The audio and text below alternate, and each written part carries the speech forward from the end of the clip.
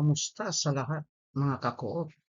Ngayon, pag-uusapan natin tungkol sa kung paano ba magsimula ng kooperatiba dito sa Pilipinas.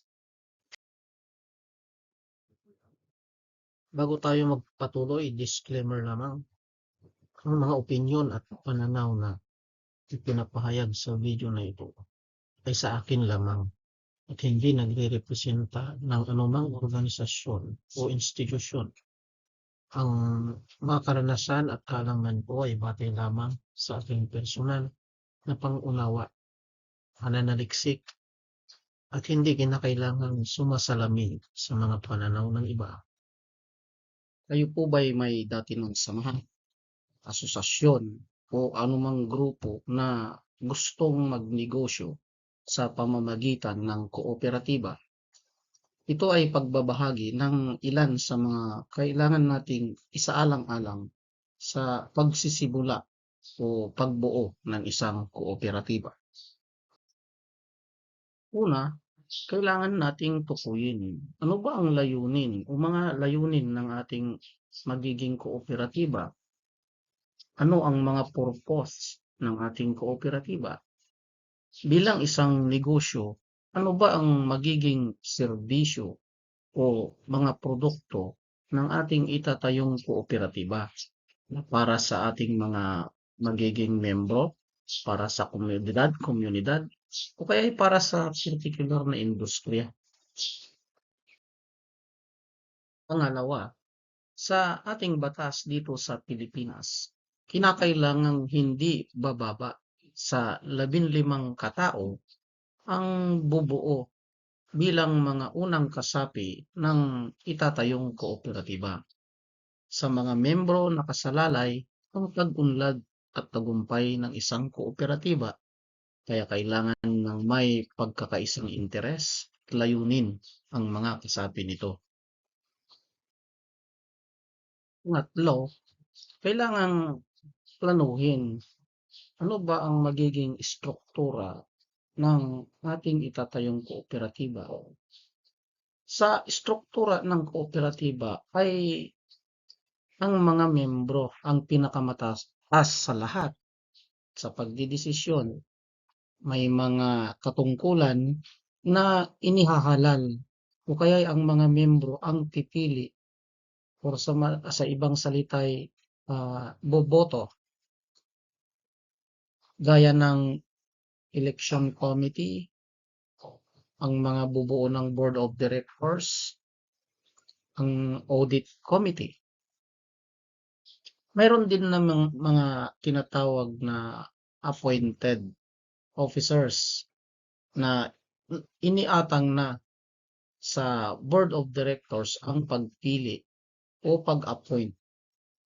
Ito'y ang mga treasurer, board of directors secretary, iba't ibang committee gaya ng education and training committee, ethics committee, gender and development committee, mediation and conciliation committee, at iba pang mga committee na sa tingin ng kooperatiba ay kailangan para sa magandang operasyon ng kanilang kooperatiba.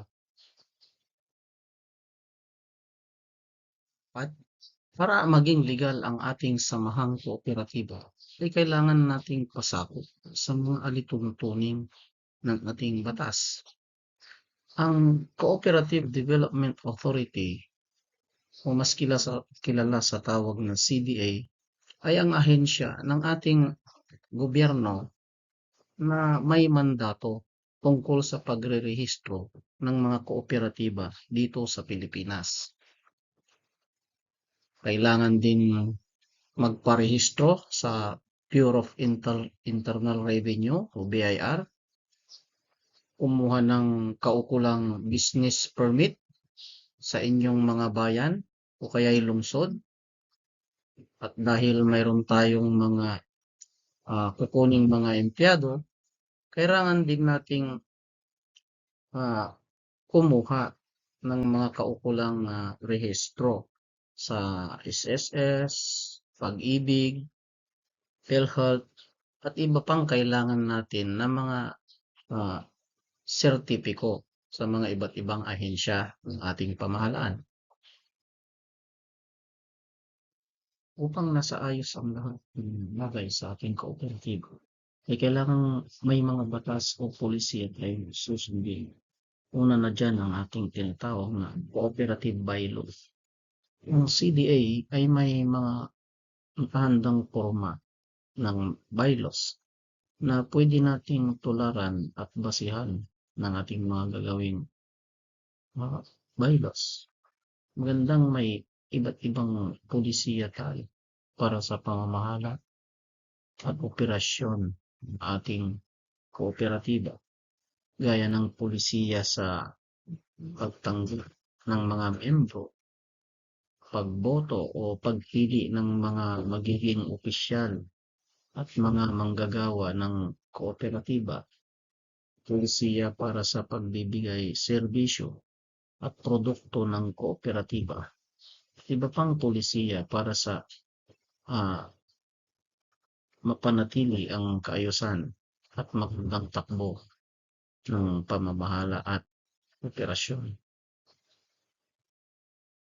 6, dahil sa ang kooperatiba na ating itatayo ay isang negosyo, kailangan nating magtipon ng kinakailangang kapital. Obligasyon ng bawat sapi ang pagbabayad ng kanyang sinumpaang ambag na puhunan o share capital. Ang mga rehistradong kooperatiba ay pwede ring tumanggap ng mga donasyon galing sa iba't ibang sangay ng ating gobyerno, mga pribadong institusyon, at kung kinakailangan, pwede rin silang makahiram ng karagdagang kapital sa mga bangko o kaya'y sa kanilang kinabibilangang federasyon na nag-aalok o nagpapahiram ng tulong pinansyal. Naway nakatulong at nakapagbigay sa inyo ang pagbabahaging ito para sa inyong pag-aaral, pananaliksik, o planong pagsisimula ng inyong kooperatiba. Kung may mga tanong o suhestyon kayo, pwede ninyong iwan sa ating comment section. Laging sumubaybay, ibahagi ang Co-op Ayudante YouTube channel para sa mga sumunod na pagbabahagi at pagpapalitan natin ng kaalaman. Maraming salamat mga ka-co-op.